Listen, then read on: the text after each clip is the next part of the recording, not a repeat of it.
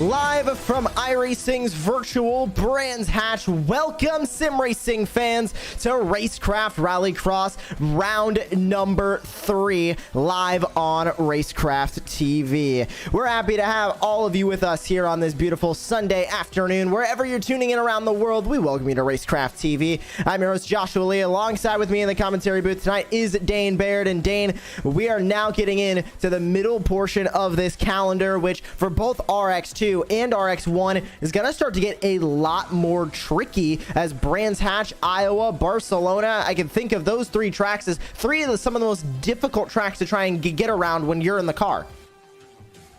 Yeah, absolutely. Iowa's been around for a while, so the drivers, especially the more experienced ones, will be fairly used to that one. Still pretty tricky to get around there, especially since the addition of the sausage curbs instead of the tire barriers. Yeah, they can be really difficult to get through, especially a full 10-lap feature race. Brands Hatch, but here tonight, it is a very challenging circuit. The Joker especially, super bumpy. It can be extremely difficult to get through there in one piece. And with walls either side very close for most of the dirt sections, getting that right pixel perfect is absolutely crucial. And then, yeah, like you said, Barcelona is just one of the tightest circuits I've ever seen in my entire life. It is ridiculously tight.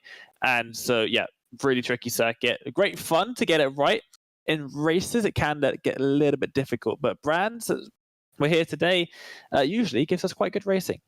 1.21 miles around this virtual Brands Hatch circuit. Let's take a look at the points for RX2. Now, if you're just tuning into Racecraft Rallycross this season, or if you've never seen any of the seasons of Racecraft Rallycross, we have 2 different divisions of racing tonight. We have RX2, which will be the lesser experienced drivers, and then we'll have RX1, which will have the familiar names of the iRacing Off-Road Championship Series and the iRacing Rallycross World Championship presented by Yokohama. But here in RX2, things are looking the way of Zach Knowles, who has competed in the last 2 seasons of Racecraft Rallycross in RX2, using that experience to his benefit, Dane, as he sits a solid 8 points above Carson McKenna in second. But McKenna is keeping him honest, being only 8 points back, and then you have to look back a whole 19 points from McKenna back to the tied for 3rd place with Adam Williams and Andrew Howell.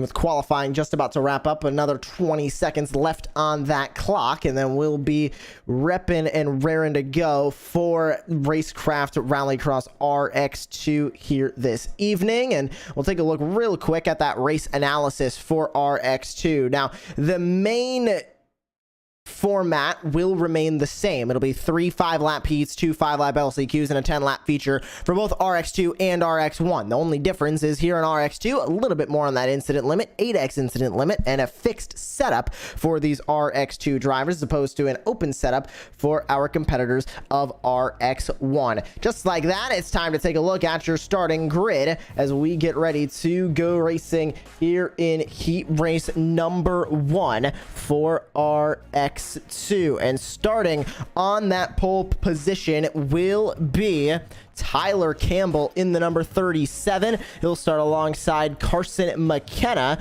in P2. Then we have Scott Kerr and Trevor Teal on that next row. Russell Peterson, Thomas Grady in the top 6. And back from there, Hector Sierra Jr., Sim Van Weerld, Scott Bryant, and Hex Valentine will be starting at the very tail end of the grid as we get ready to go racing here in RX2. This will be a quick hop of a heat race, as this heat race only will be 5 laps around an already somewhat short Brands Hatch circuit as we get ready to go racing. And you see that field of drivers getting ready to go, all of them on the grid except for your leader or pole sitter for this heat race, Tyler Campbell, as we wait on him to take to the grid, and then we will be ready to go. Or it will be very interesting if we see the pole sitter not take the grid for a heat race.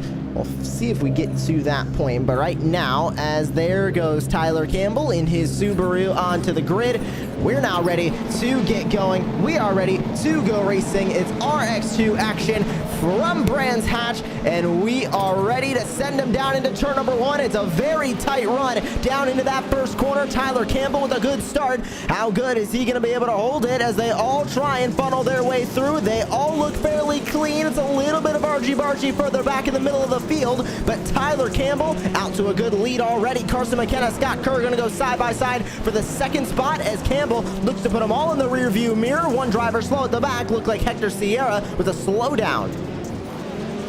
Yeah, and a lot of drivers making it through pretty cleanly. One driver having to skip the jump to avoid an incident a little bit further back, but as they come through this dirt hairpin now side by side for second place. And they're all going to work their way now through the third sector of action here at Brands Hatch, right by that Joker lane, which they can take on this first lap. Nobody electing to do it just yet, and they'll go on to lap number 2 now here. And Tyler Campbell with a 2-second lead. A great performance so far from that Subaru WRX STI, having to now worry about the drivers behind, but Carson McKenna and Trevor Teal looking to get into a bit of a battle here for P2. McKenna, part of Fisher Motorsports, as we see a door slam between the Subaru of Sim Van Weerld and the Ford Fiesta of Scott Kerr. And how about Russell Peterson making it 3 wide, and Peterson gets thrown into the wall. A little bit optimistic there. The rejoin leaves a little bit to be desired as 2 cars coming side by side out of turn 3 as well. They make their way back up towards this uphill dirt hairpin. It's in the middle of the grass runoff here at Brands. It is very tricky to get right, especially with the massive change of direction on the dirt. But let's see, is anyone going to take to the Joker this time? By yes, 2 cars a little bit further back, and it looks like 1 car right near the front has elected for the Joker as well. It's like Carson McKenna did. So as the field comes across, and we'll let you know of those Joker laps remaining, Tyler Campbell in the lead still. And Dane, we mentioned at the tail end of last week's broadcast from the virtual Daytona International Speedway how unique this Joker lane is here at Brands Hatch, and it's shorter in terms of total length. It is on the inside line of that final corner, but with it being dirt instead of asphalt, with it having a couple of bumps in it as well, the time difference is actually going to be less for these drivers. So instead of it being a shortcut like a traditional United States rallycross track, it is fairly like the European style tracks where it does take longer to go through that Joker lane.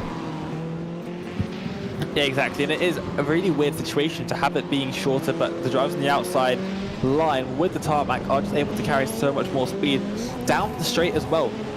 If you count the Joker lane itself and only the Joker from the entry to the exit, it can only be a few tenths the difference between the two lines. But if you count it all the way down to turn 1, you gain so much more speed coming out of the regular route that, yeah, it does make it quite a bit longer to make it through the shortcut in terms of distance. It's a weird Joker lane, as we see a couple of drivers making their way through the hairpin. Is Trevor Teal, no pickle suit today, still waiting for it.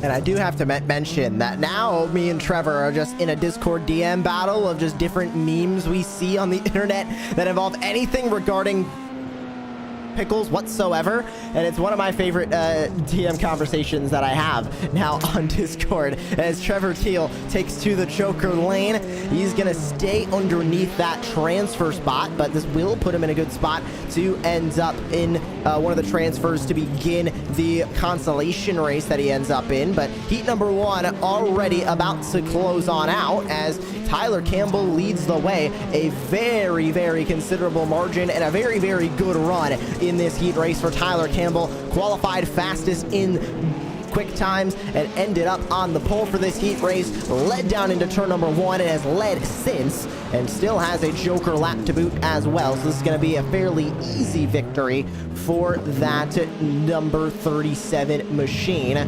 As Campbell brings his way through the final couple of corners, he'll take the Joker lane this time by. Into the dirt he goes, up and over those small bumps that, if you're not careful, will spit you right out into that outside wall. Does McKenna have enough speed to try and go around the outside onto the asphalts? And he will not. Tyler Campbell, with a great performance in Heat 1, is going to walk away with your victory in the first heat of the night. And back from there, Carson McKenna will go into the feature along with the 37 of Campbell, as Hector Sierra Jr., Russell Peterson, and more will work their way across the start-finish line now.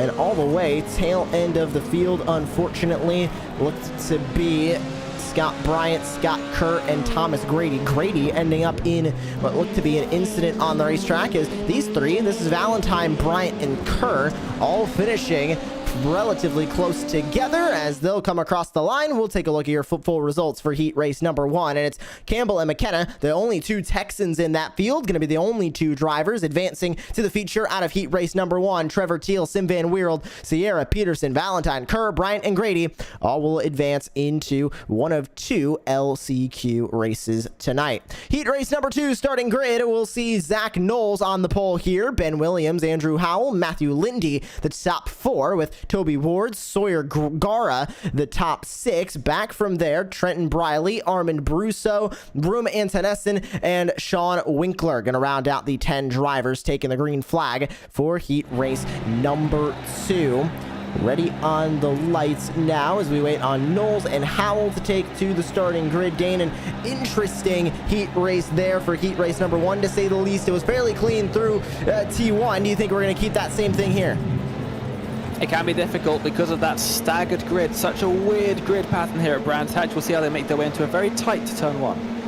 Well, here we go. Green light is on. We are underway here in heat race number 2. Who's going to be the first down into the braking zone for turn 1? It's the Fiesta, Zach Knowles, current points leader of RX2. Hard into the inside wall goes the Subaru, almost over onto their lid. That's Andrew Howell that is going to go into the banner. But in the lead is Zach Knowles. Williams and Lindy now going to go side by side. That's Ben Williams in the default painted number 10 Ford Fiesta. But what a crossover move into the dirt section. Forces Lindy up the road, and back into the transfer spots goes Ben Williams.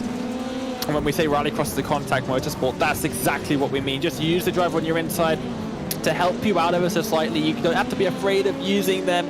That's not what I mean by a contact sport. And that was pretty perfect timing there, really. And it is unfortunately Lindy there who has come off second best. But yeah, forcing the other driver into the wall, maybe not so much. But yeah, just using the crossover and then just pushing the other driver ever so slightly offline to give you some space. Not pushing them off the circuit entirely or pushing them into walls, but just giving them a little nudge to help you through is perfect Rallycross racing. Taking a look at this battle for the transfer spot now as we go on to lap number 2. This is not really a 2-car battle, more of a 3-car battle here as they all chase down second place Ben Williams. Remember, top 2 advance out of these heat races into the into the feature. Everybody else has to go to the LCQ. And how about this battle right now that Williams is trying to hold off all these drivers charging behind. 3.2 seconds the gap to Zach Knowles up at the front of the field right now, who put down the second best time in qualifying. Could not put down the best one to start on the pole of heat race number 1. Had to settle for heat race number 2 in this 3-car group. Nobody's going to elect the Joker. Oh, actually, Toby Ward and Sawyer Gara are going to elect to the Joker lane here, leaving the top 2 in the current transfer spots, Dane, without a Joker lane done. So they still have to go the long way around and try and get that Joker lane in within the next three laps here. Yep, and like we said, it is a long run, so the drivers have to be careful with that. It's not like it was the Daytona earlier on. It's definitely, you go through there and you've got to watch out for who's behind you, who's going to catch up, not looking ahead and seeing who you can overtake. So it's a very different style of Joker that the drivers have to think about here. So we ride on board in 2 different ways with Zach Knowles here. He's making his way into the final couple of corners. Will it be a Joker this time by? No, it will not be a Joker this time by.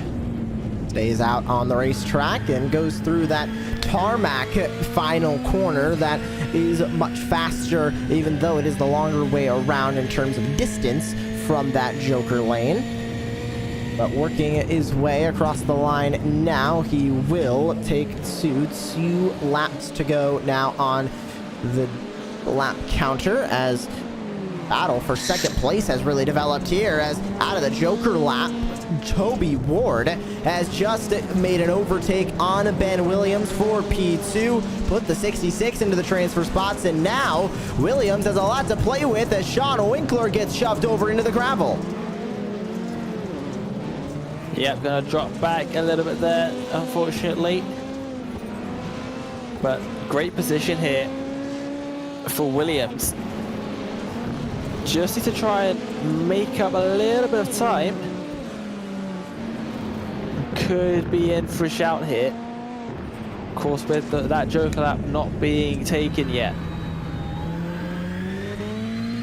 White flag this time by for leader Zach Knowles as Ben Williams is on the loud pedal side by side, both of the Ford Fiestas as they come across the start-finish line, and Ben Williams with a beautiful overtake using that straight line speed to his advantage, and making a mistake is Winkler in the background. Toby Ward also did, but so does Ben Williams, and they touch going down the dirt section to the transfer spot. How about Sawyer Gara, who has just been gifted a spot in the feature off of the mistakes of the Fiestas? Not just any spot either. 4th position on the grid as well. Just have to hold on for a lap. They're still wrecking, trying to sort themselves out. In that first section, it's absolute chaos in the background. Armin Brusso and Matthew Lindy now getting into an incident. Trenton Briley assumes 3rd as here comes Andrew Howell. Remember, he got stuck in the banner off of the opening start, and he's now fighting for a top 3 here in the heat, but it won't matter as Zach Knowles is going to come across the line. He wins heat race number 2. Sawyer Gara, as they come across the start-finish line, will advance into the feature race as well. Andrew Howell, Trenton Briley, side by side at the line. Who's gonna get it? It will be Briley in 3rd, Howell 4th, Sean Winkler in 5th.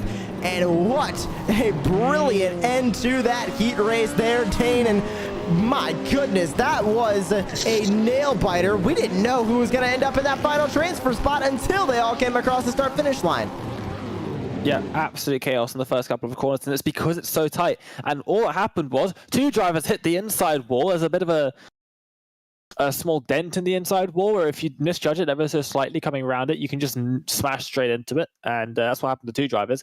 The other drivers hit the outside wall. They all bounced into each other, so like a massive domino effect, and just caused absolute carnage.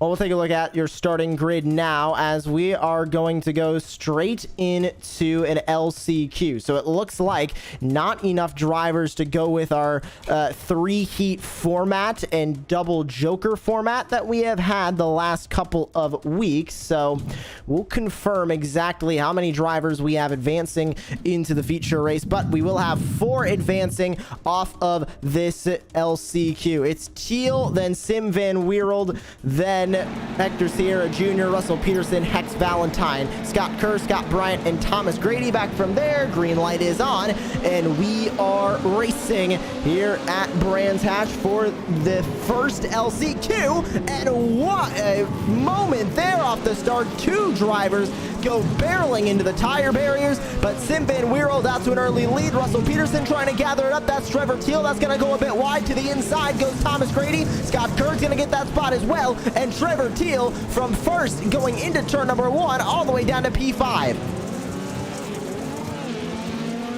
Yeah, more chaos in that first section.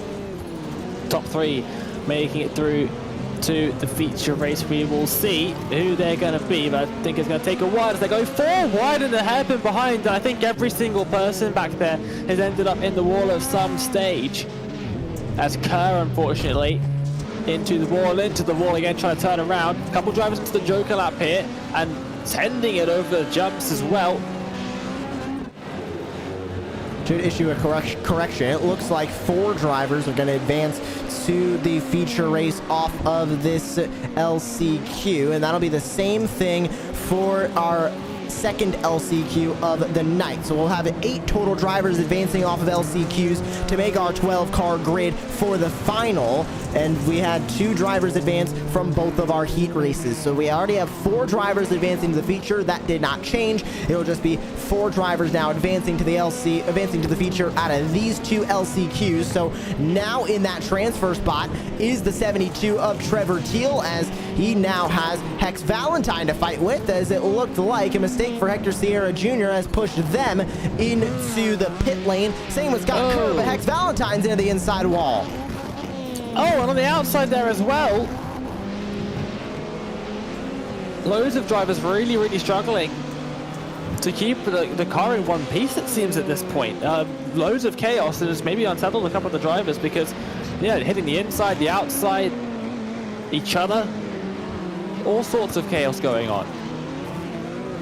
In the lead is Russell Peterson to the tune of about 2.5 seconds, halfway done with this LCQ. And we look back, it is Sim Van Weerld and Thomas Grady who are now sparring for second place. And as far as Trevor Teal's concerned, we can look back to the next car in line, Hex Valentine, and it is 11 seconds currently separating the 2. So it is a good and clean gap for Trevor Teal, as the only battle on the track now is this battle for second place between Sim Van Weerld and Thomas Grady. Who out of these 2 is going to walk away with the spot? Sim Van Weerld, first season of Racecraft Rallycross for him here in RX2. And then how about Thomas Grady, iRacing Off-Road Championship Series competitor, looking to learn a little bit more about these Rallycross machines.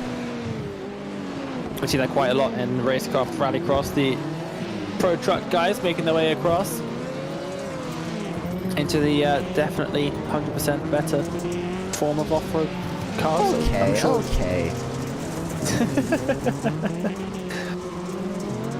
I only say that because I cannot get my head around how to drive those things, those pro trucks. You've got to have completely different driving style, which is why we see a lot of them, even the pro drivers, end up in the RX2 class, because they're really different. It's like driving a NASCAR and then driving an IndyCar. Very different things. And that is why that I'm in the commentary booth for both, not just the Off-Road Championship Series, not just Rallycross. I'm in the booth for both because I cannot drive either of them. However, Dirt Road, surprisingly, is actually my highest I rating and my highest safety rating that I have. I believe highest safety rating is oval now that I got up to Class B, but dirt road is my best iRating, I believe. So still not best, good enough to be with these guys on the track. But as the white flag comes out for RX2, everybody has now taken the Joker out of our top competitors, as we still see the side-by-side battle between Van Weerld and Grady. Grady all over the back bumper of Van Weerld in the 420 machine, trying to get that second spot away, as Russell Peterson looks to walk away with his LCQ win. Wide onto the grass goes Van Weerld. He gets a little bit loose over the jump, as Thomas Grady now all over his back bumper. Can he make anything happen? A little bit of contact from Grady to Van Weerld, but he's not going to turn him, as Van Weerld now puts about a half second over Grady, and Russell Peterson at the front of the field is looking to put away an LCQ win.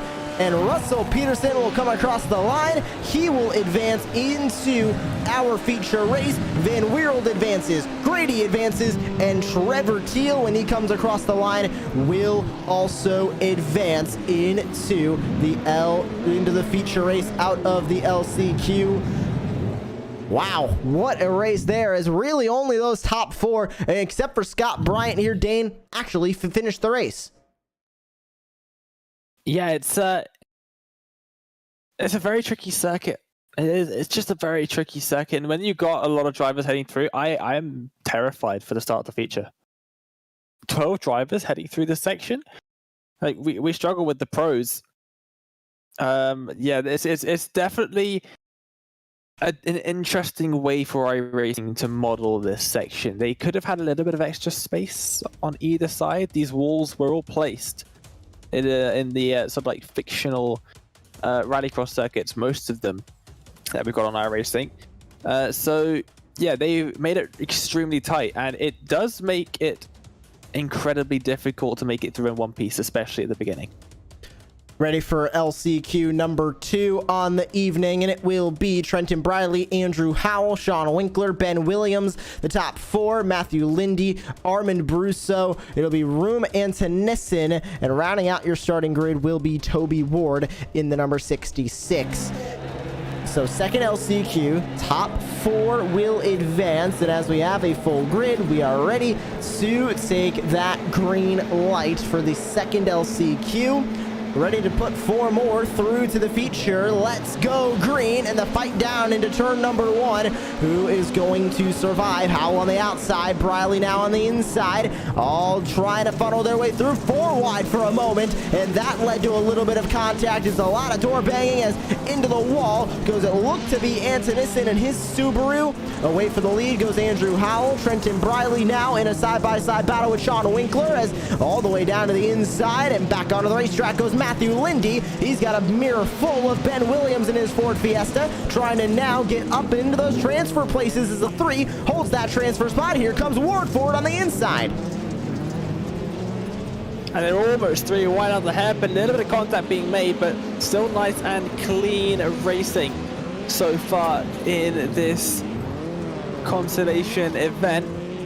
We'll see some of the drivers making their way down into the Joker, some of them going for the quicker but longer route on the outside. You'll see the difference in speed here. Car on the outside going for the regular route, and look, it's almost 3 car lengths by the time they reach turn 1. Hard braking zone for turn number 1, as Howell takes to the Joker lane that last time by. Winkler in the lead now, still needs to take it, and Howell now going to try and go to the inside. It's 666 versus 17, side by side into the dirt section, and away goes Andrew Howell. A beautiful move on Winkler, but he tries to go back side by side. These two, multiple seasons of Racecraft Rallycross under their belt, both of them off-road racers as well, both of them in the A-class a dirt road license, and now battling side by side for the win of this LCQ. Winkler with that line there. Dane can't take to the Joker, and he won't, but he's still all over the bumper of Howell, still with the Joker lane left to use. He knows he has to get past. Just taking the Joker is going to send him further back. He knows he has to try and get past, and in an ideal world, get past in such a way that Howell loses quite a bit of time.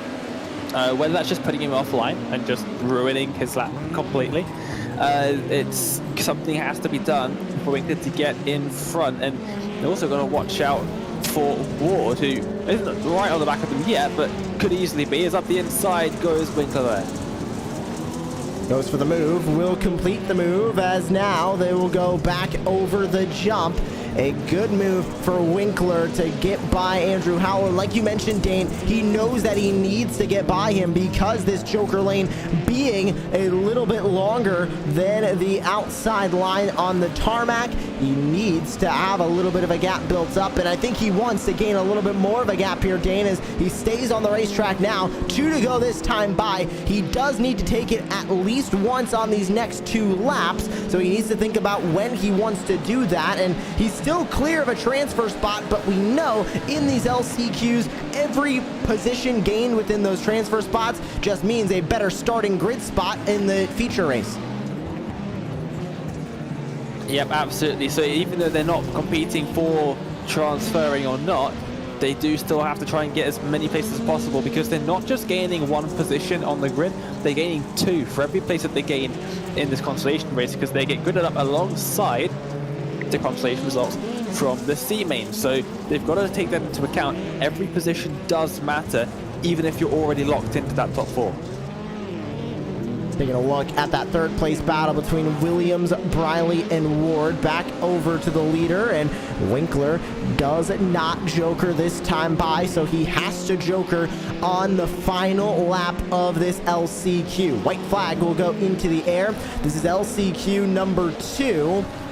And now, who is going to walk away with this LCQ win? Not a lot at stake for that transfer spot for Winkler, so if the Joker goes bad, he will only lose a spot to looks to be Andrew Howell and maybe Ben Williams, but you have to go back another second now to find Trenton Briley off the back bumper of the 10, and then Toby Ward with all sorts of messed up into the tire barrier. He goes in his Fiesta, so he now is about 2 seconds off of that transfer spot with Trenton Briley.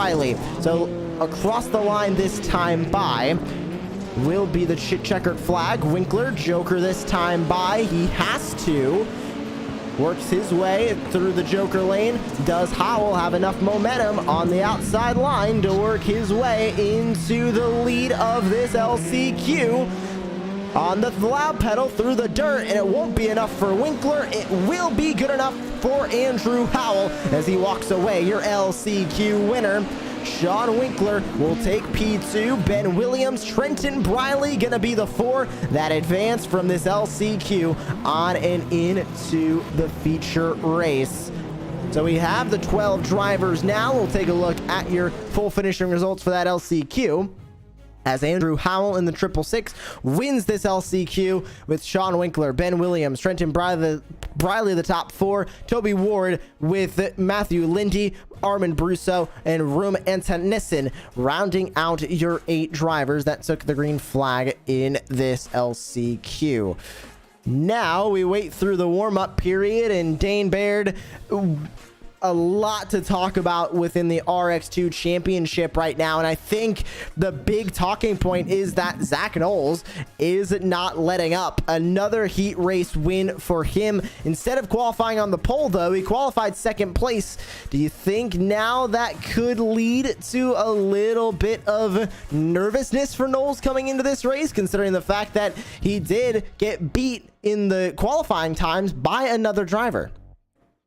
I don't think that would be as much of a concern as the fact that he's starting on the outside for this feature is, because the way that Brands Hatch works is there's quite a sharp curve to the right just before the first corner on the way down into it, and basically what that means is he is very likely to end up 3rd place or lower after the start of this race. It is extremely difficult to hold the outside line around here, especially as the left hand at turn 2 really tightens everything up, and if you're on the inside there, you could lose quite a few positions. So he's got to get a perfect start, a perfect launch, and hope that the guy in 3rd place doesn't, because if not, he could be in for not the greatest first couple of laps of RX2 this season. Not in contact wise, just he's going to get shuffled down the order. So starting on the outside at Brands, you never want to do it. The inside definitely beneficial. Driver in 3rd place for the start of this race, however, well, they might be having a little bit of a better time when they get to the grid. Speaking of grid, about 30 seconds left before we see that starting grid for our feature race of RX2. And remember, immediately following the conclusion of RX2, we'll be heading into RX1 action this afternoon. I'm excited to see what some of the best of iRacing Rallycross have to play for on this racetrack, and they'll be going racing on the exact same racetrack as these RX2 drivers of Brands Hatch. And we'll see. We saw some exciting finishes in the last season of Racecraft Rallycross and the season before of Racecraft Rallycross from here at Brands Hatch. So excited to see what the RX1 guys can do this afternoon. Time to take a look at your starting grid for our feature race tonight. And it is Tyler Campbell who will start on the pole. To his outside, it will be Zach Knowles and Carson McKenna. Sawyer Gara in fourth. Russell Peterson in fifth, with Andrew Howell rounding out the first half of the grid, and rounding out the second half will be Sim Van Weerld, Sean Winkler, Thomas Grady, Ben Williams, Trevor Teal, and Trenton Briley. 12 drivers ready to go green as they all will populate that grid. 10 laps on the docket. Dane, who do you think's walking away with it? I think the easy answer is whoever survives turn number 1 here. Yeah, definitely. It's been absolute carnage throughout. And yeah, just look at the size of the grid. It's 5 wide, and they end up 5 wide heading down into that first corner. You can see Zach Knowles on the outside. Got to get a good launch here. They'll look for a good launch as we look for the green light. It's on and we are underway. Feature time for RX2. Knowles gonna get a nose out in front, but Tyler Campbell with a beautiful move there. All the way to the inside, and a hip check for Knowles. That was Andrew Howell hard on the brakes as they all will stack up further back through the first sector.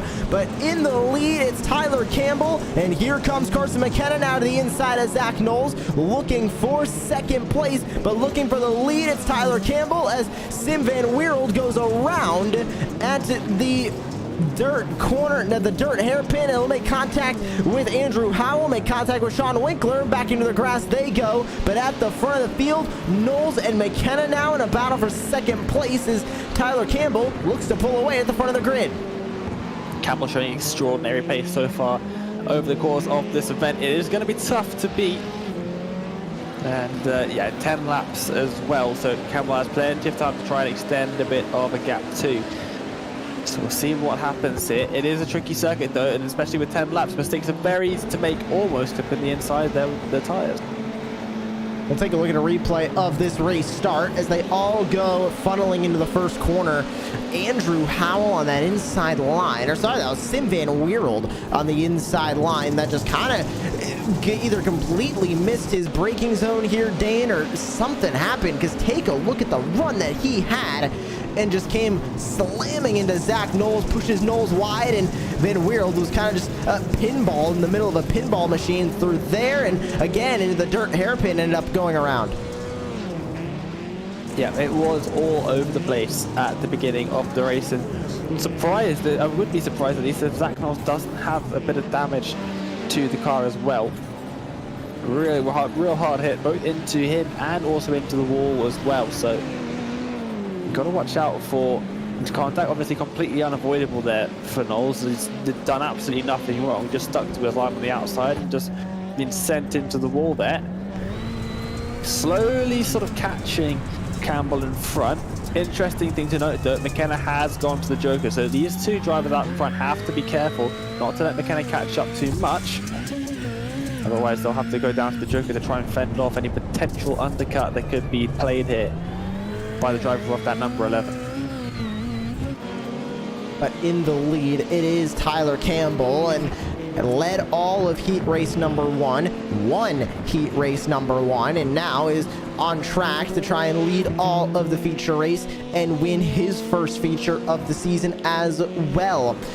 Zach Knowles trying to deny that from second place as we look a little bit back. Ben Williams in a battle now with Trevor Teal as these two fight for P4 on the racetrack, or P5, excuse me. Williams holding that 5th spot, but Teal wants to try and get around as he will try and look to the inside in T1. Not going to have any move there as gets a little bit sideways, ends up collecting that car again as they still will continue to battle for this 5th spot.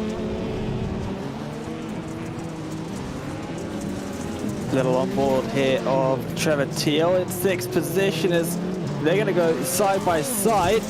And Teal getting ahead in that Subaru. Now into towards the dirt hairpin. Are we going to see a move being made? We are not. Williams not able to get close enough on this occasion. Teal up into 5th place. Now at the moment has already taken to the Joker. So the sharp contrast, Josh, to when we saw at Daytona and earlier on in the season as well. We see drivers in the shortcut Jokers taking their Jokers as late as possible. Here, they're taking it as early as possible. Still one driver yet to Joker, and that is race leader Tyler Campbell.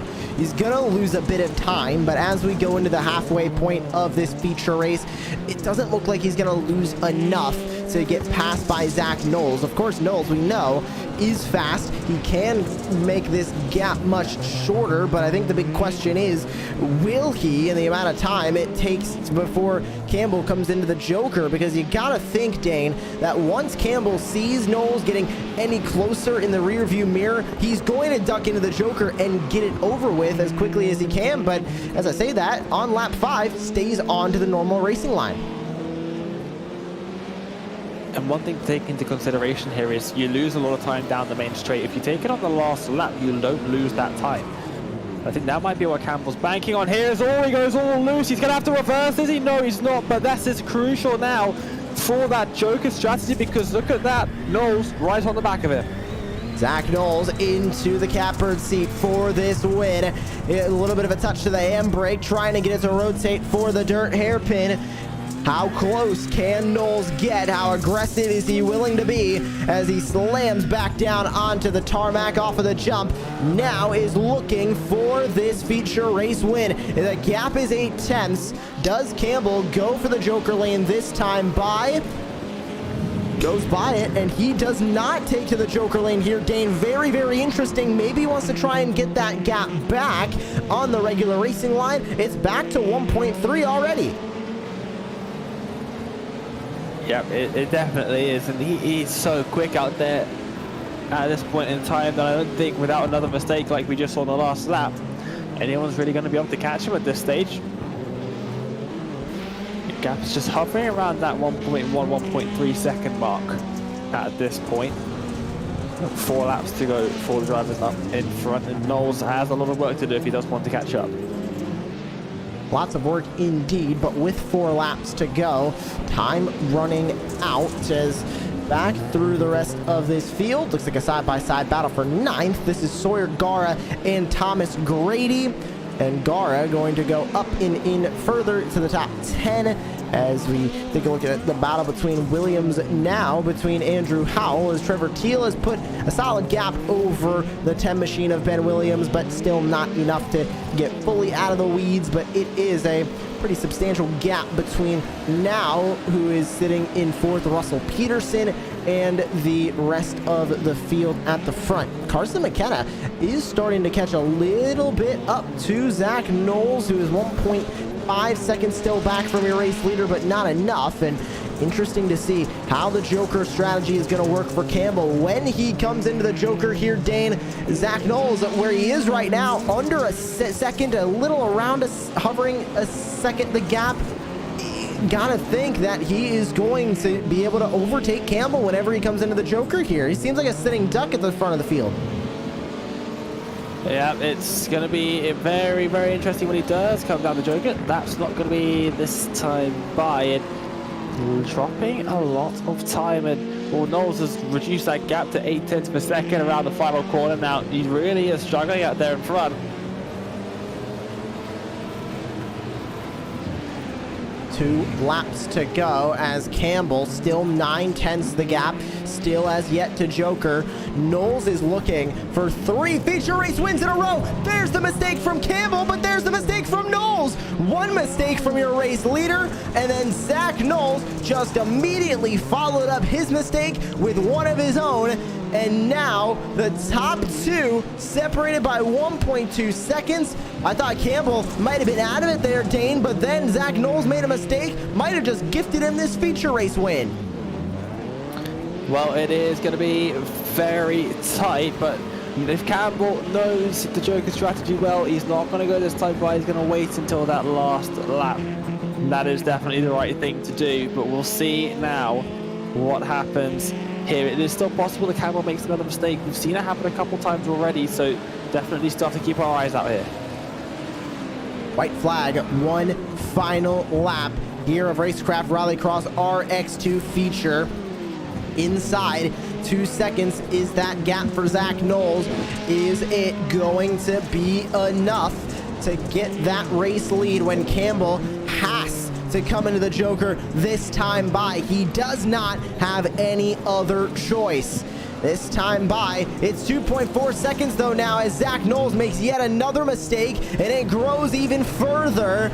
Tyler Campbell through the final couple of corners. No Joker this time by, and I think Dane Zach Knowles might have had a slowdown as he goes to 3 seconds the gap through the Joker lane, and Tyler Campbell out of the dirt section is going to walk away with his first feature race win of the season. Campbell wins the RX2 feature from Brands Hatch.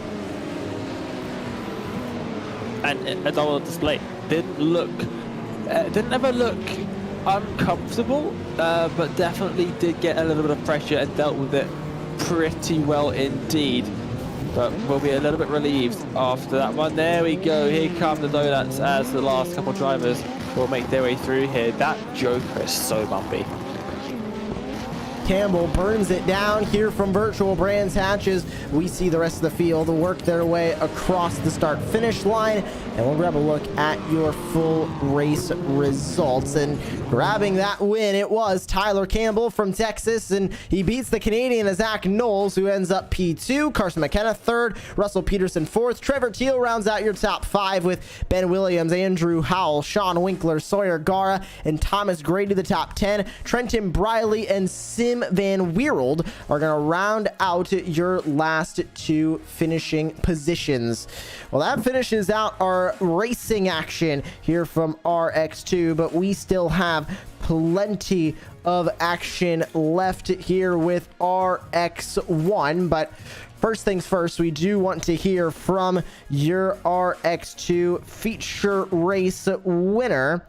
And it was Tyler Campbell who ended up coming home with that win. And Dane, it looks like you're going to be standing by here with Tyler. Yep, welcome to the broadcast booth here. And I want to say a dominant performance there, but it looks like you had a little bit of competition there near the end of that feature. Oh yeah, absolutely. I mean, really my goal coming into it is after that feature we had last week at Daytona is I just wanted to put it out in front and just drive. And I pretty much got away with that here. Zach jokered early as he was catching me. And that pretty much was put it down to a battle of lap time, almost like a time trial. And then I thought I had lost it for him. I was just telling him I thought I had lost it coming into the second corner there where I just clipped the inside. And yeah, I guess I got lucky. Maybe he did the same thing. I noticed he didn't close up as much as I was anticipating, and I didn't need a second chance for that. So, you know, I just tried to drive the rest of my race and just stay ahead. I really was just looking for that 2 second gap so I could take my Joker there at the end, and luckily enough it ended up working out. So super happy to have come away with that one. I do have a question. When you were leaving it until the end, was it literally just until you got that gap, or was it because you know that the Joker loses you less time if you take it on the last lap? It was mostly because I just wanted that 2 second gap. I wanted to make sure that I didn't have a chance of coming out behind. You know, obviously, yeah, you don't carry as much speed going into the first corner, but yeah, I was mostly just trying to make sure that I didn't come out behind him, because it's, you know, this track is a little bit wider than say like Daytona, for example, but you know, that doesn't make it any easier to make a pass on track. So really, it was just trying to keep the gap to where I could come out ahead no matter what. And we go from the shortest Joker Delta on the entire IRX calendar at Brands Hatch to the longest at Iowa. It's about 11-second Joker Delta there. How difficult does that make the Joker strategy when you've got such a massive gap between cars? Yeah, it definitely makes it interesting. I think the one place it helps is if you're trying to get out of a sticky situation.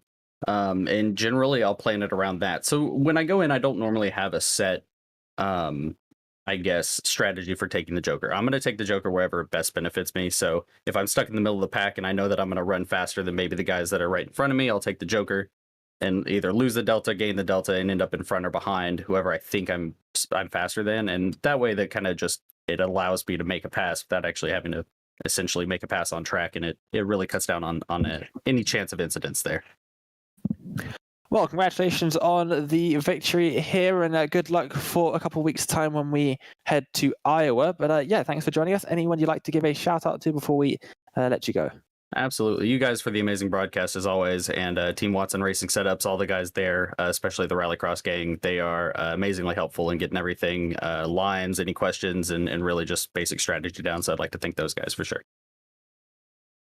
Well, thank you very much, and we will see you in a couple weeks' time at Iowa. That was Tyler Campbell, your race winner in RX2's feature race. Also ended up winning the heat as well. Pretty good haul of points for Tyler there. And we'll see how that is going to affect his battle with Zach Knowles in that RX2 battle for the championship next week, or 2 weeks time, I should say, when we go to Iowa. But we are getting ready for RX1. Those drivers have just finished qualifying, which means it is already time to take a look at your starting grid for heat race number 1 of RX1. Top 2 advance to the feature. Here's how they'll line up in heat race number 1. Jacob Rafos ends up on pole with another fastest time in qualifying. Francois Martel will start P2. Josh Evanson, Josh Clogg share 3rd and 4th with Marcus Palacio and Brian Sawyer rounding out your top 6. Rounding out your field, it will be Alexander Poteet and Seth French.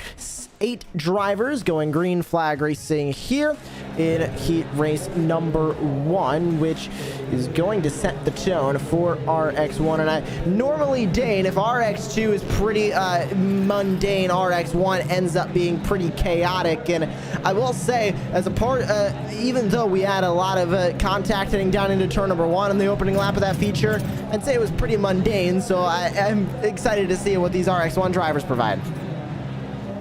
Chaos and more chaos, just faster. I like that. More chaos, just faster. I think that's a great slogan for RX1. That's basically the same thing. It's Rallycross, of course, is going to be chaos. The RX1 guys obviously a little bit quicker and more experienced, so the chaos is in a slightly more controlled fashion. But at the end of the day, you're sending massive supercars out on dirt, on slick tires. It's chaos.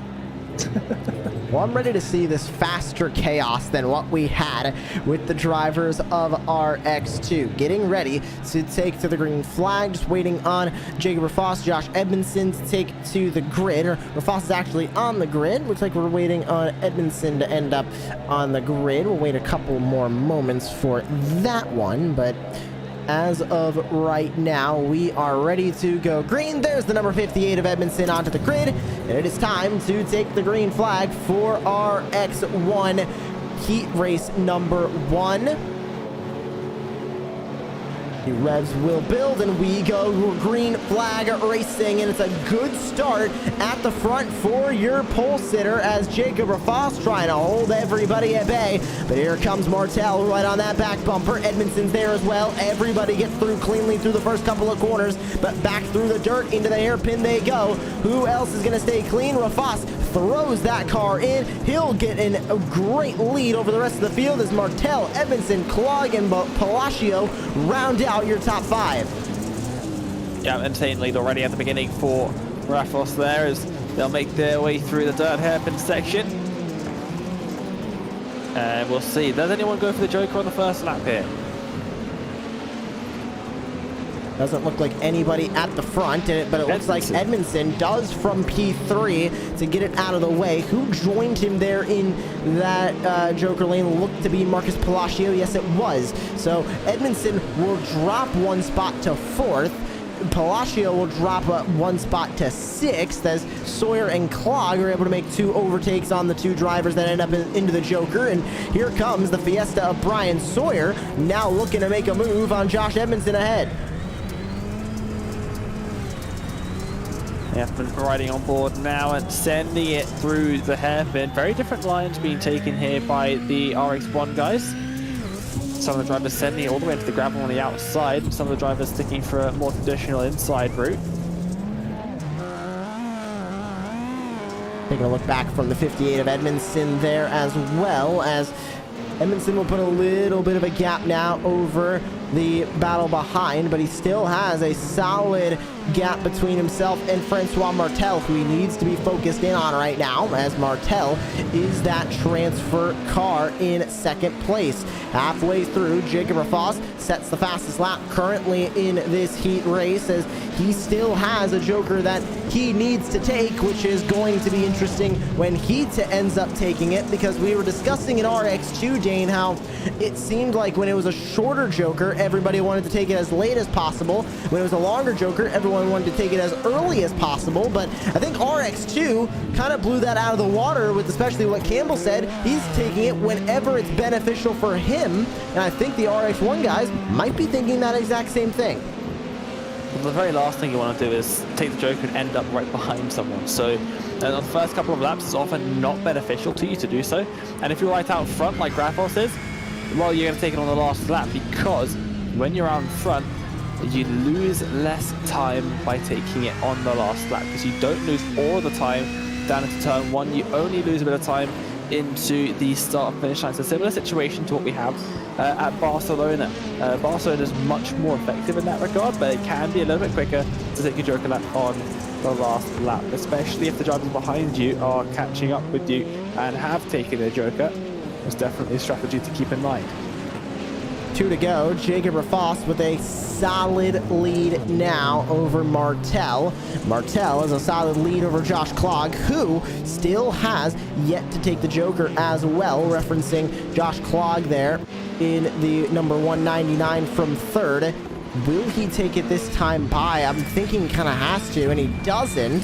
So this is going to basically push Josh Clog into the LCQ now, Dane, because as they take the white flag, Martel still has the Joker, so does Josh Clog. They both have to do it this time by, and with 1.6 seconds the gap, doesn't look like Clog's going to have enough time to catch up for a transfer spot. Yeah, it's going to be tight for him. Definitely not looking ideal as yet, as all the way off into the gravel goes Rafos. And the reason why the drivers do that is because the dirt on iRacing, it has very little grip. You have got those semi-slick tires on, so when you're in the dirt sections, you really have to watch it, and a sharp change of direction like that is incredibly difficult to do. But the gravel just has loads of grip, so if you send it backwards into the gravel, you can actually almost get a faster launch off of the corner than you would if you just took the more regular traditional route. So that's why you'll see the driver sending off into the gravel on the outside.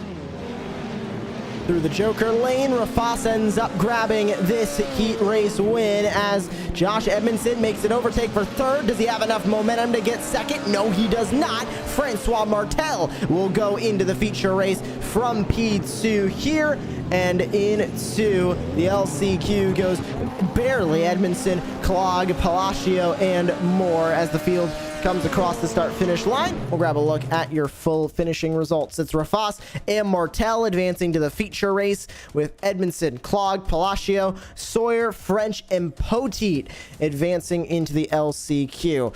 Starting grid now for heat race number 2 on the evening. It is Garrett Maines who will start on the pole. Adam Alderton in 2nd. Christian Rafas Lindo in 3rd, with Benjamin Forster 4th. Rainy Soitens will start in P5. Aiden Irving will start P6. And then back from there, Steve Ainge and Carlos Cabanella. Another 8-driver heat race. And it looks like we might end up with a 3rd heat race on the night. And it looks like, yes, we will end up with a 3rd heat race with another 8 drivers taking the grid there.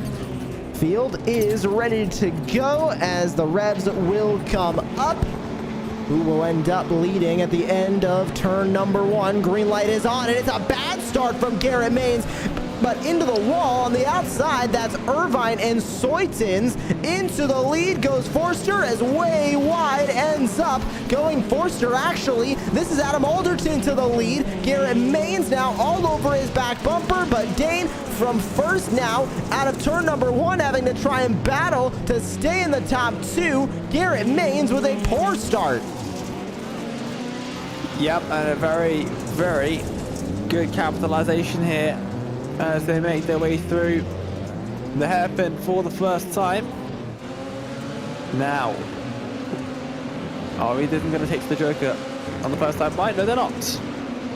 They both stay on the racetrack, and we get a good look at both of these drivers now fighting. There's Garrett Maines trying to get on that steering wheel and get to the lead of Adam Alderton, and we'll include as well his helmet cam. We get a good 50-50, half and half there as Garrett Maines tries to put in the work to get by Alderton. And we'll let you know who has taken the Joker off of that first lap. Doesn't look like anybody has been able to come into the Joker lane just yet, as they both go wide into the gravel, trying to get a little bit of extra grip, as Dane said, and up and over the jump. Alderton holds the lead.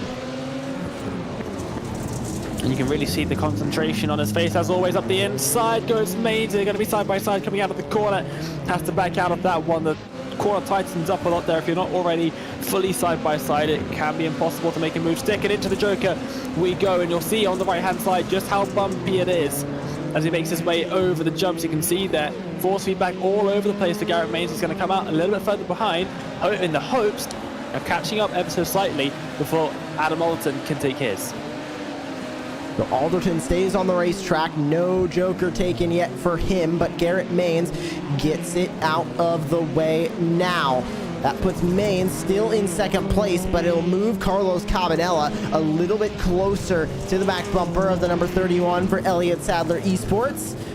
Still has to take his Joker though, so Maines is in a good spot here, but needs to gain just a little bit more time here. Dane, what do you reckon is going to be that Joker lane delta? Where do you think Maines needs to be in terms of gap to Adam Alderton to be able to overtake him off of the Joker lane once the 27 comes in, which is right now? Well, I think we're about to find out as he makes his way through huge bumps heading through this Joker section, but this is the important part. They're going to come out. Maines will be behind, but look at the overspeed, and into the lead goes Garrett Maines. A beautiful move for the 31 from 1.5 seconds back. Maines takes that race lead in the leaf filter. Number 31, 2 to go in the heat race. These both are now fighting just for bragging rights and a little bit of extra track position off the starting grid for the feature race, as now both of them are well clear at 2.5 seconds over Carlos Cabanella, who is the next driver outside of those transfer spots. A little bit of a wide line there from Garrett Maines, but looking good. These top two drivers, you can see the gap behind these two in a class of their own at the moment, as they make their way around the final corner to start the final lap. And I think Alderson's going to be pretty happy with P2. He's going to be quite content starting on the second row of the feature race. The last thing you want to do, especially in RX1 with quite a competitive midfield grid, is be filtered down into the consolation race. Final lap as Maines throws it in with a slight tap of the handbrake and looking for an heat race to victory, as Alderton gets on 2 wheels up on those turtle curves there at the edge of turn number 2. Carlos Cabanella from third is going to be in a pretty good spot to start one of the LCQs tonight, as he sits just barely outside those transfer spots, but with a Joker lane still left, he's not going to make up yet enough time here in heat race 2. But Garrett Maines at the front of the field. Joker lane already done for the number 31, as he will beat out Adam Alderton for that feature race starting spot, as winning heat race number 2 will be the 31 of Garrett Maines. He advances along with Adam Alderton as well into that feature race, but Mains with a much better starting spot. They'll be starting second place when it comes to that feature race tonight. Full field comes across the line. We'll take a look at your full results for that heat race. Mains, Alderton advanced with Cabanella, Rafus Lindo, Forster, Ainge, Soitens, and Irvine as your field of 8. Starting grid now for heat race number 3 on the evening for RX1. Tommy Makinen, Connor Parisi first and second. Alexander Abetti, David Schofield's third and fourth. Daniel Aish with Ryan Murray rounding out the top 6. Rounding out all 8 drivers is Damian Jensen and TJ Staver. Tommy Makinen will lead the field to the green flag. The Finnish driver looking for some more good results here in RX1. He's already had a feature race win this season. Let's see if he can do it again here from Brands Hatch. As Parisi, Abetti, Schofield, Aish, and more ready to go. Green flag racing down into turn number 1. Full field on the grid. Full field on the revs. And we go green flag racing into turn number 1. Makinen looking to hold off the charging Connor Parisi to his outside, side by side. Gives a little bit of a hip check to the 11, but he's able to keep him at bay as they all continue to fight on through. Loose on the inside, that's David Schofield as some more contact closer to the edge of the field, but Tommy Makinen and Connor Parisi are going to be in a heated battle for first. Yeah, really, really close here at the front as they make their way into the third hairpin for the first time. And a move up the inside for Parisi, not going to be able to make it happen, and a better exit for Makinen is going to give him a good run down towards the final corner. Anyone for the Joker lane this time by? No one for the top 2. Top 2 stay on the track, so does Abetti, Schofield, and more, as Makinen holds the race lead in that Black Star Racing Subaru. I mentioned his feature race win. Got that at Sonoma from Daytona 1 week ago.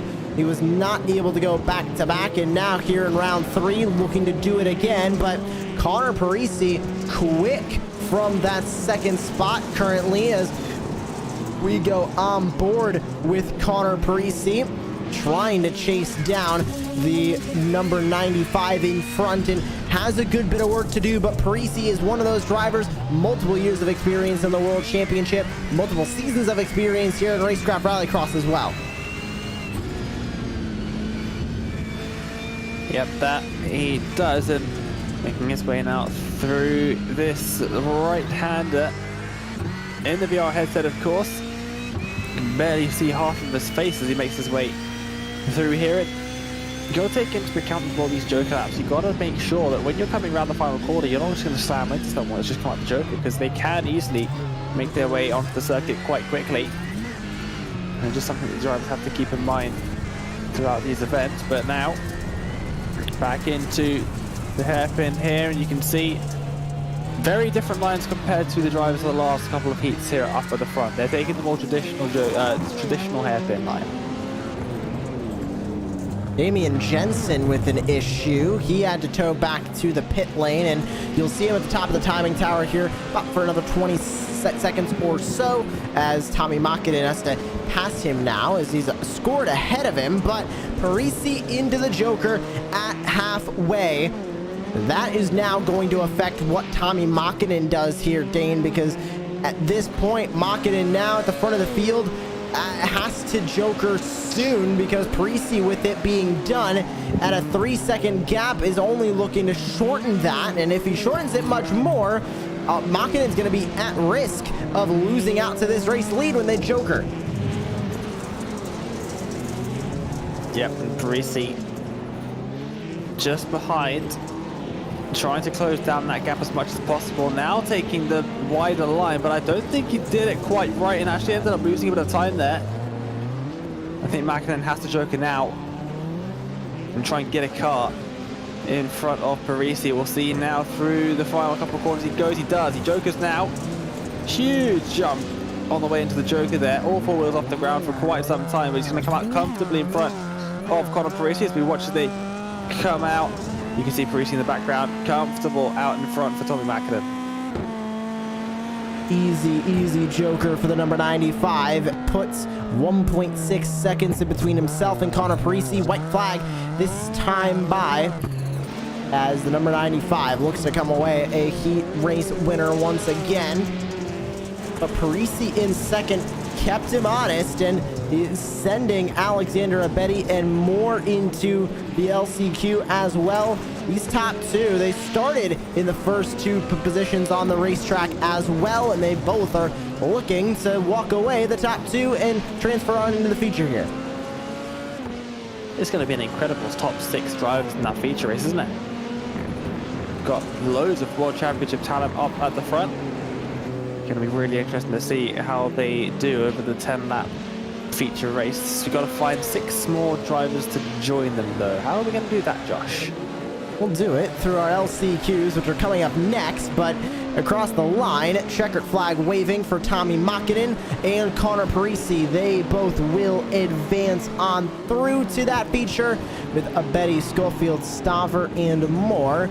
They'll all have to fight out of one of the 2 LCQs that are coming up just about right now. Makinen and Parisi advance. Abedi, Schofield, Staver, Murray, Aish, and Jensen will have to go to the LCQs, which we're ready for LCQ race number 1. And starting on the pole, it will be Josh Edmondson with Abedi to his outside. Christian Rafas Lindo, Marcus Palacio 3rd and 4th. TJ Staver, Steve Ainge, your top 6. Back from there, Seth French will be starting in P7. Danny Aish in P8, Aiden Irvine, rounding out your 9 drivers that'll take the green flag for LCQ number 1.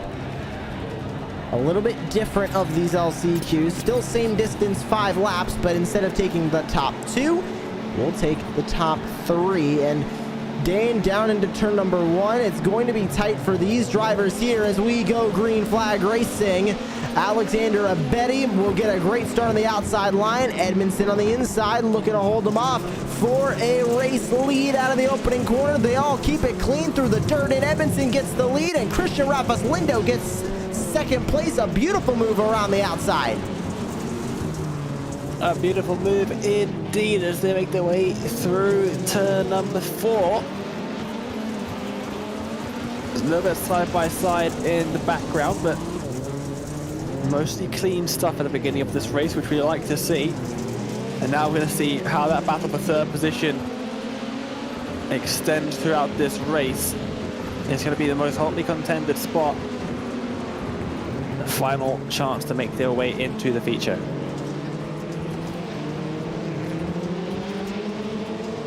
And of course, we'll have 2 of these LCQs tonight. So 3 opportunities for these drivers here, 3 opportunities for the drivers in the next LCQ. As nobody jokers opening lap, Josh Edmondson currently leads the way with a comfortable lead as well. Another one of these off-road drivers trying out Rallycross and has competed in every season of Racecraft Rallycross as well. Still looking for that elusive first feature race win though.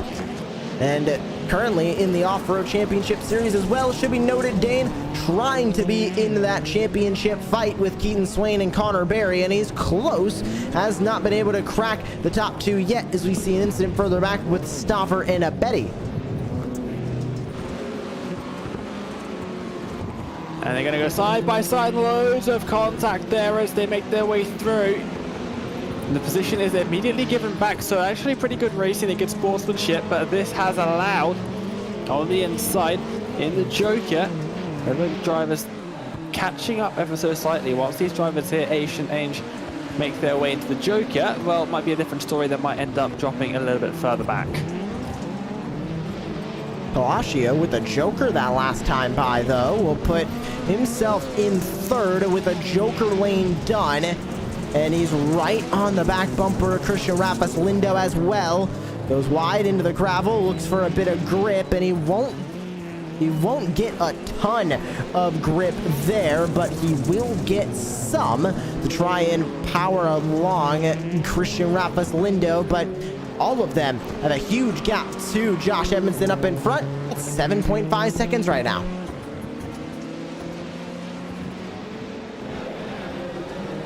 And coming around to start lap 4 of 5, it's Edmondson about 1.5 miles out in front, it must be said. As the drivers will slowly make their way through this transition now into the second half of the race, and a couple more drivers taking it to the Joker. Still no Joker for your top two though. And Edmondson up and over the jump. 2 laps to go. Does have the Joker either this time by or next time by. Christian Rafas Lindo from second place as well, still with a Joker lap left, and same thing with Daniel Aish, who sits outside of these transfer spots, and the time lost through the Joker doesn't look like Aish, with Palacio already taking that Joker, is gonna have enough of an opportunity to get up and into those transfer spots. But Josh Edmondson across the line, white flag is out for the number 58, and he, with a Joker lap this time by, is looking to walk away an LCQ winner, and with a spot into the feature as well, as Christian Rafas Lindo 6 seconds behind Edmondson, still has a Joker lap left as well.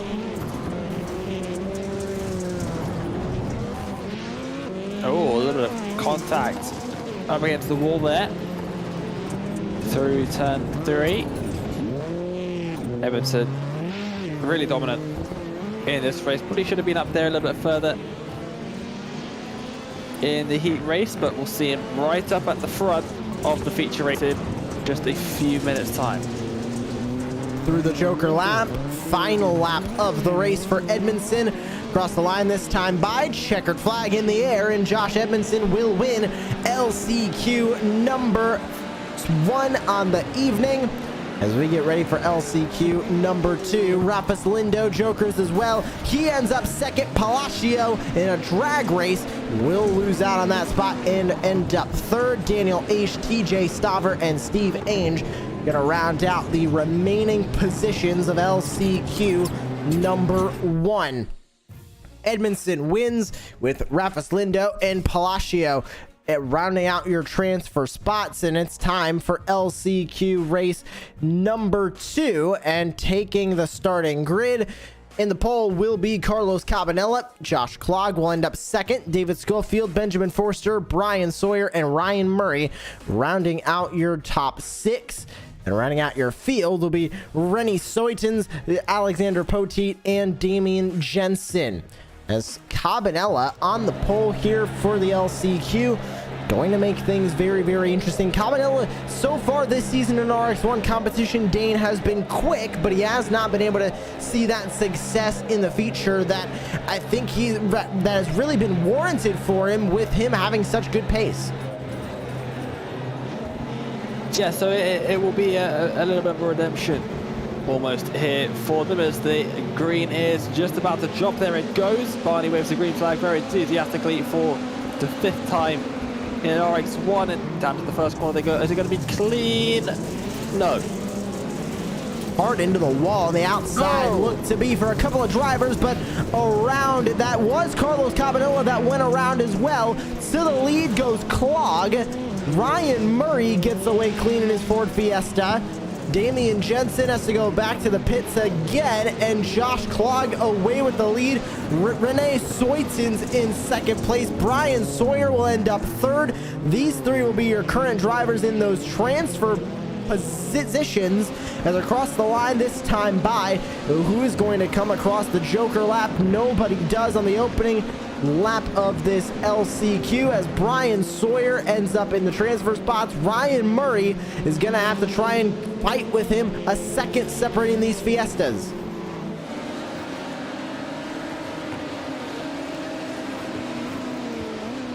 They come across the line to start lap number 2. Doesn't look like any Jokers throughout the entirety of the field just yet, so let's wait for that to start coming into effect. Soitens and Sawyer, both of those could do with a little bit of Joker strategy to spice things up. But Clogg with a nice lead out in front at the moment. 2/10 separating these 2 drivers, second and third, between Soitens and Sawyer. And Sawyer going to look for that spot as Carlos Cabanella goes to the top of the timing tower. He has towed it back to the pit lane. Have to wait for our timing to update once again, are coming across the line this time by. But Brian Sawyer is in that transfer spot, looking for second place on Soitens, and Ryan Murray a little bit further back, wants to try and catch up to Sawyer. That will end up being the battle for third about right now.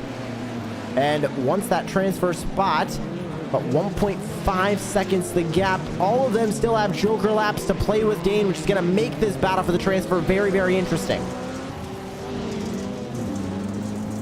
Yep, and here we go. A little bit of contact being made and a little bit wide. Goes the Subaru on the outside. They're going to go side by side back into the hairpin, and somehow they managed to keep it clean. There's almost a bit more contact being made into the dirt hairpin again, and look at the run the Fiesta's going to get now. Surely we'll have to look for a move into the final corner. No, he's going to just sit back.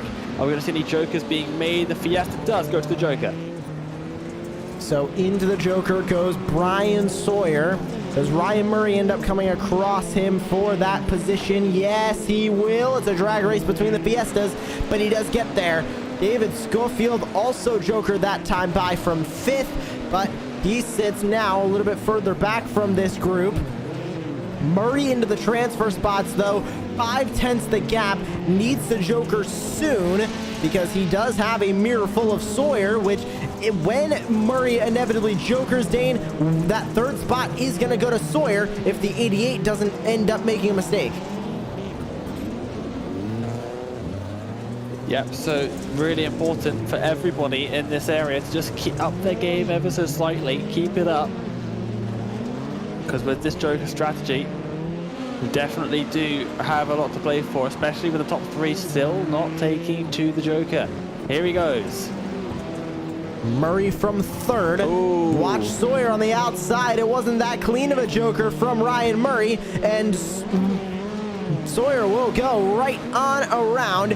White flag is out, so Soyton still needs to Joker, and so does Josh Clogg in the lead of this race in LCQ number 2. Remember back to last year, the iRacing Rallycross World Championship qualifying series, Dane, he was about 1 point short of qualifying for the World Championship, and that is not an exaggeration. Yeah, no, he very narrowly missed out, honestly, in that World Championship. So good to see him out in front here in the LCQ, making his way to the feature grid. Into the Joker he goes, and it's going to be comfortable out in front for him.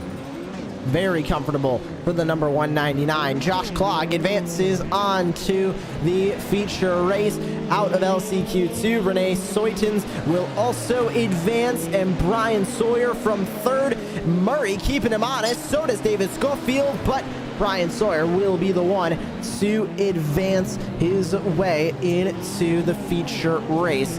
So we wait on Forster to come across the line. We can take a look at your full race results there for LCQ number 2. And it's Josh Clogg who grabs the win. Renee Soytons in 2nd, Brian Sawyer 3rd, Ryan Murray 4th, David Schofield rounding out your top 5 with Alexander Poteet, Benjamin Forster, Carlos Cabanella, and Damian Jensen, the 9 drivers that took the green flag in LCQ number 2.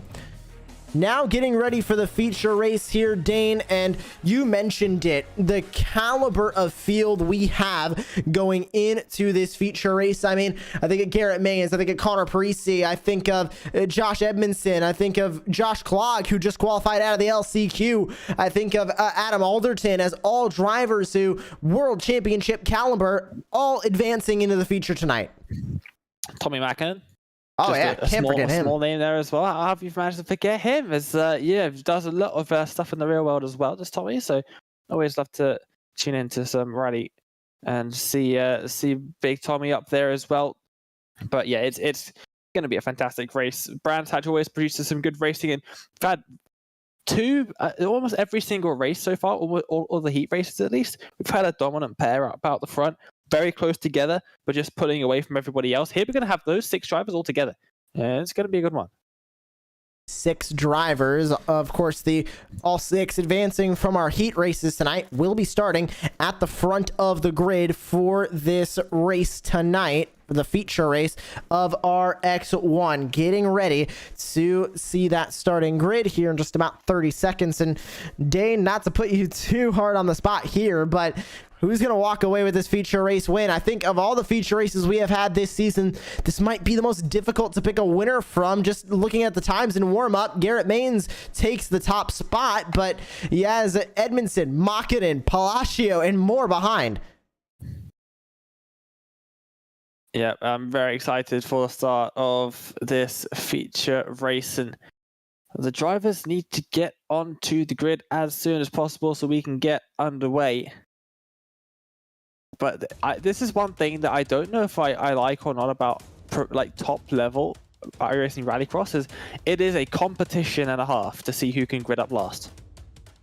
Well, we'll see who ends up gridding up last here as the warm-up period is over. Time to take a look at your starting grid for the feature. And it's Jacob Rafoss, Garrett Maines, and Tommy Makinen who will start on that first row. All three heat race winners, excuse me. Francois Martel, Adam Alderton, and Connor Parisi, all three runner-ups from our heat races tonight. On the second page of the starting grid is all the drivers advancing from the LCQ, being Josh Edmondson and Josh Klog, your two LCQ winners, Christian Rafis Lindo and Rene Soitens being your two second place finishers, and Marcus Palacio and Brian Sawyer being your two third place finishers of the LCQs. So as they grid on up, we get ready to go racing in our feature race of RX1. Everybody is on the grid, and it's time to go racing. The lights will go green and we'll be underway from Virtual Brands Hatch, and let's go diving into turn number one. It's Rafoss with a good start on the inside. Maines wants a little piece of it on the outside. They touch. They both go spinning off to the wide, and Garrett Maines ends up mid-pack, getting turned around as well. Everybody's into the guardrail. Edmondson goes wide. Tommy Makinen somehow ends up away with the race lead. Rafoss to second. Parisi, Alderton, Martel the top five. Parisi's at the inside of Jacob Rafoss as well as they make their way up towards the dirt hairpin now. Single file for the top four, and Rafoss ends up the inside of Makinen, but isn't going to be able to get up alongside before the apex of the corner. This is going to be a fantastic race. I cannot wait for these to see what these four drivers can do. We stick Martel on the back of the slot as well. Going to be an interesting one. Through the Joker, first time by Adam Alderton. I think the first time tonight, whether it's RX2 or RX1, that we have seen anybody Joker on the opening lap. And he'll lose out on a spot to Francois Martel. Might lose out on a spot to Garrett Maines as well as they go side by side. Little bit of a door bang as they go through turn number one. Who's going to be the bravest? And it looks like Alderton was to bit a hip check to the side of Garrett Maines, but Maines isn't giving up, and he'll move Alderton out of the way, keeping himself in P5.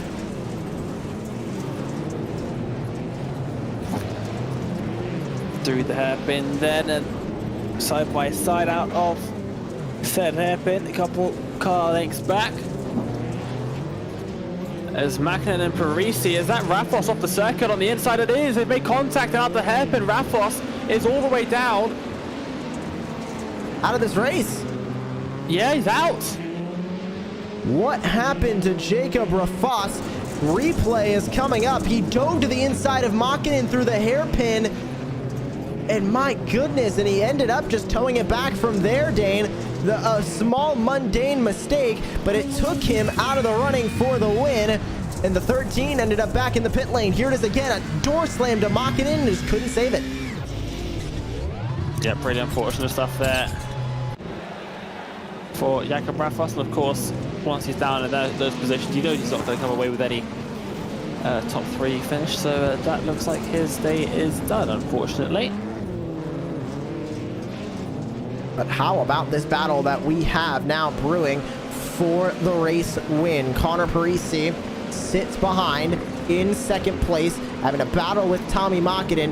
Parisi, in recent times, has more experience in a world championship than Tommy Makinen. We haven't seen an appearance from Makinen in a world championship since Rallycross, and we have seen Connor Parisi every week at the iRacing Off-Road Championship Series. So Parisi from second place, just a little bit more experience, albeit not really in these RX cars, but still is competitive experience in the sim more recently than Makinen.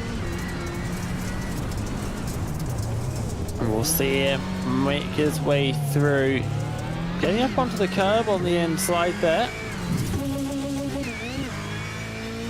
still has the Joker in hand, as does Macklin, as does Mains behind him as well. Everybody else is taking to the Joker except Brafos, of course, not in the race anymore. So nobody Jokers up here at the front as we near halfway done with this feature race, going a little bit further back. We can see Adam Alderton, we can see Josh Edmondson as they fight for P5 on the racetrack. Alderton holding that top 5 even after a bit of an aggressive first lap for, it should be said, everybody in turn number 1. And we'll really quick grab a replay of that opening lap incidents really should be said, because it was everybody diving their way into that opening corner. And we'll take a look at it here now. And it just was Garrett Mains making contact, everybody trying to funnel in, and Dane, that's trying to funnel in so many cars into that tight space, and eventually it's gonna give, and it gave there around the mid-pack. Yep, it definitely did. No doubt about it. And I think it was Mains that sort of kick-started that, ran a little bit deep into turn 1, and then just caused way too many cars to try and funnel into that super tight section. It's no one's fault in particular, I don't think. It's just comes to the territory of trying to get that many cars in there. If one car is a little bit slower down into the section, you've got to funnel way too many cars through there, and eventually, well, 3 into 1 doesn't quite go, unfortunately. And that is how we end up with those sort of situations. Halfway through the feature race, and it's still knocking it out in front with quite a considerable margin. Look at that, almost 2 seconds. Tommy Makinen looking to do exactly what he did in Sonoma and walk away a feature race winner. But the battle between Alderton and Edmondson isn't done. They are going sparring for this 5th spot, and Alderton able to hold off Edmondson a little bit better, but Alderton has to go way wide off and into the grass, still side by side by inches. He'll be able to cover off the 58 for 5th, but Edmondson is not done looking for a top 5. He'll put the bumper again to Alderton, trying to go to the inside, and Alderton with an aggressive defensive move there to keep the 58 at bay. Completely chops the nose off of him. Here comes Edmondson to the inside in towards turn number 1. Alderton will hold the speed around the outside, and beautiful defense from Alderton allows Edmondson the inside, knowing full well it's going to be slower and a bit tighter there as well. Edmondson too eager over the curves. He's going to drop back ever so slightly. And the 58 goes wide off into the gravel to get a little bit of a push, but he went a little bit too far wide there, Dane, and Alderton was able to go right on by. It's that fine line between these drivers trying to get a little bit of extra grip, and the drivers going wide, and Edmondson gave it a little bit too much that time.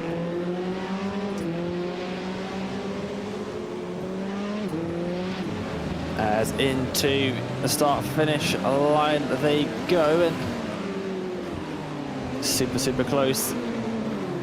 Mains right on the back of Parisi. Still the Joker in hand for these drivers to try and figure out when and exactly they want to use it. Don't know who's going to bite first.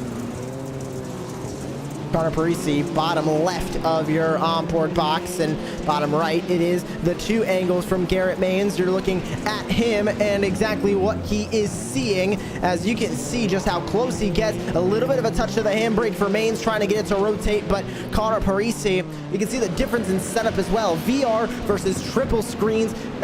Dane, both of these drivers have much different points of view, but they both are quick, and Mains through the Joker. Is he gonna have enough? He does not get by Parisi, but with it done, he took it in such a way, I think, Dane, that he really didn't lose too much time to Parisi, only about 1 second. Yeah, it was a very clean looking Joker lap there from Garrett Mains, and now he can focus on trying to catch up to Connor just in front of him. And if he can catch up even a couple tenths, well, Parisi might just have a little bit of a little bit sweaty moment heading into 2 laps to go. We'll see when these drivers take the Joker. I think Macklin doesn't really matter at all. He's got a good enough lead that, yeah, he'll come up in front and probably going to end up with the win in this feature race. But for Parisi and Mains, it's going to be tight. Makinen with a 2-second lead at the front, make it about 3 seconds now.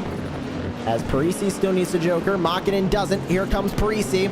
Watch the number 31 outside line. Is it going to be enough to go right around for a second place spot? Mains is on the loud pedal, on the tarmac. More grip for the 31, but a lot of time made up, but it's not enough as Parisi will hold second place. Makinen still with the Joker in hand. Mains with a harsh hit to the handbrake. White flag is out. Mains is getting aggressive for second.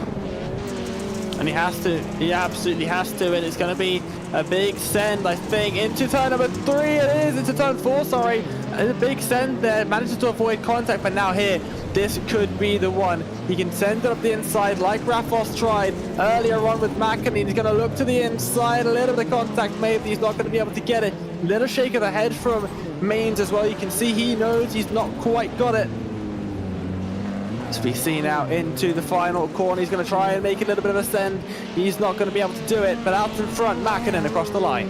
Tommy Makinen's second feature race win for the Finnish driver in the number 95. Makinen ends up victorious in Brands Hatch. Rounding out your podium is Parisi and Mains, an all-world championship caliber podium. How about Francois Martel coming home fourth? Adam Alderton rounding out the top 5. And what a feature race from Brands Hatch, Dane. This track continues to deliver in Racecraft Rallycross. Yeah, it just gives great racing, and I don't understand how it doesn't look like it should. The track is narrow, the walls are close on either side, but somehow every time we visit this circuit, it just gives us a spectacle, and yet another spectacle we have been just given.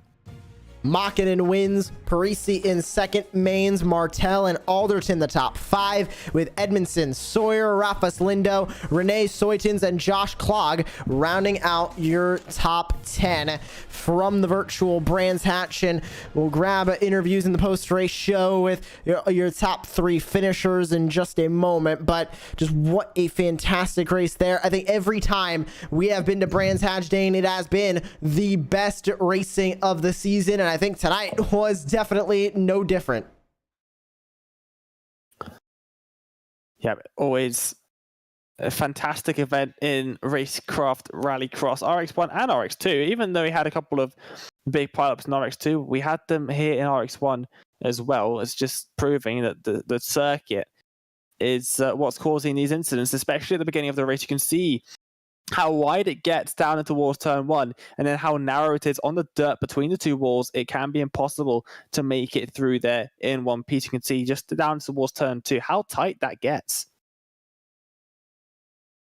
It does get insanely difficult to navigate through that dirt section, but Makinen was able to do it the best tonight, who just dominant all night long.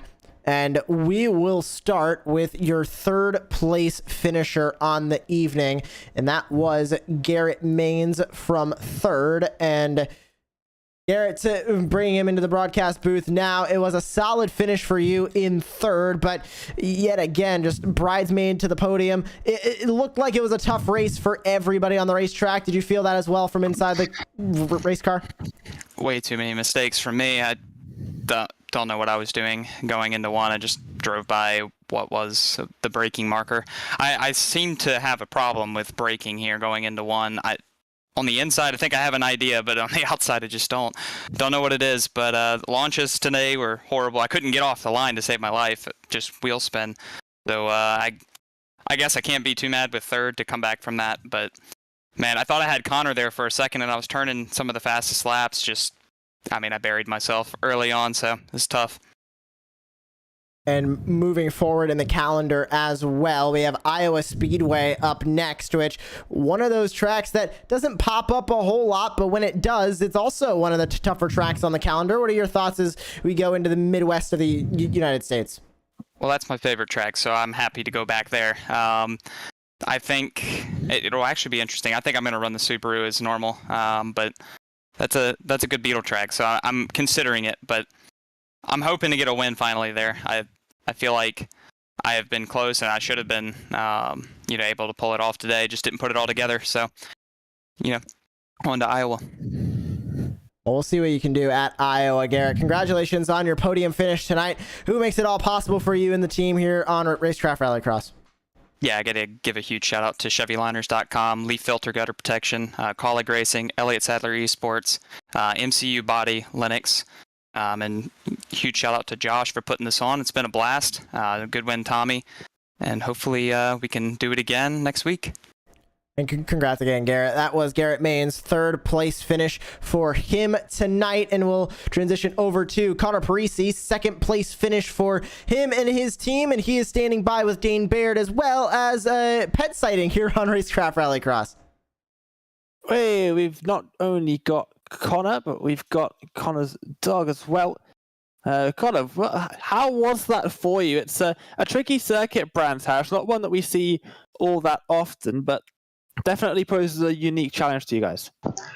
Yeah, Brands Hatch is one of my favorites. I had to give a quick shout out to Daisy Dog. She's the MVP of the racing organization here. No, it's one of my favorites. It's very tough, especially once it gets worn in. It's very easy to make mistakes, and these walls will catch you and bounce you out. So it's a tricky one.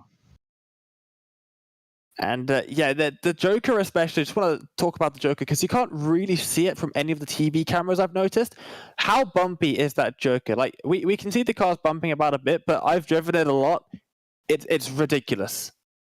I love it. It's my favorite Joker in all of the tracks we have because especially, it's very bumpy, as you said, so it slows you down. It looks like it should be a shortcut, but it's actually about 2 seconds slower. And then the merge, the guys taking the regular line have such a big run. It leads to really awesome side-by-side across the finish line. It definitely does. And heading into 2 weeks' time at Iowa Speedway, a very different circuit. What is elevation at Iowa Speedway? It's like the flattest circuit that we've got. But also, we go from a fairly short Joker Delta with a long cut to an 11-second or so shortcut at Iowa. How different is the Joker strategy?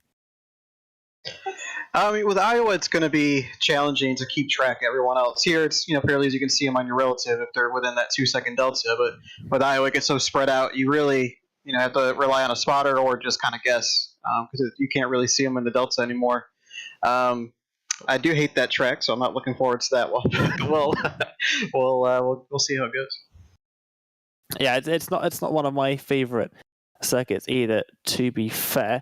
And then finally, just wanted to hear a quick word on your battle with Garrett, of course, throughout the feature that we've just had. It obviously it looked like it was getting a little bit tight for you there, especially when he went down into the Joker. What were your thoughts when he did? So the last 3 or 4 laps, I knew he was coming. I knew he was much faster than me. He was much more committed through that first sector. And I was thinking, do I take the Joker? Do I try to take it the same lap that he's gonna just take that strategy away from him. Luckily, it worked out, but I think if I had taken it before he did, he would have passed me. So made my Subaru nice and wide those last couple of laps, and here we are.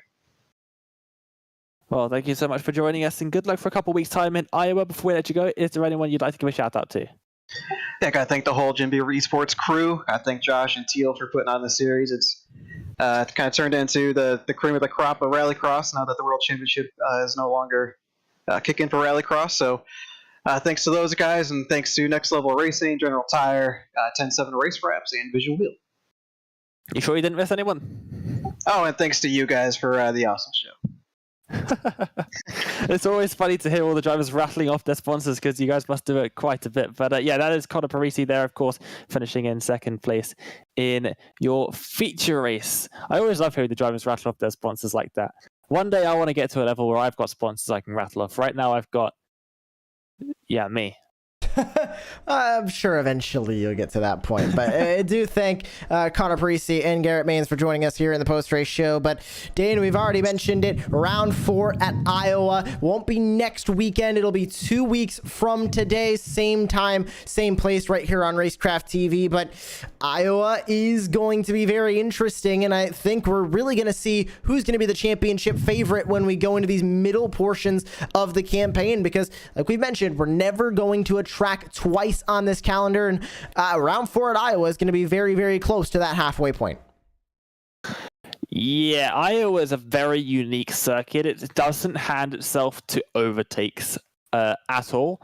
The start line is really tricky. It's a very tight hairpin, blind hairpin, walls on either side. Very similar, in fact, to Brands Hatch. And it causes incidents a lot. We've seen people literally fly like 10 feet in the air at Iowa before at the starts of races. So yeah, things do happen at Iowa at the beginning, and then of course you've got the Joker strategy. It is so difficult to keep track of the Joker strategy. Back in 2018 for the World Championship there, Garrett Lowe won the race.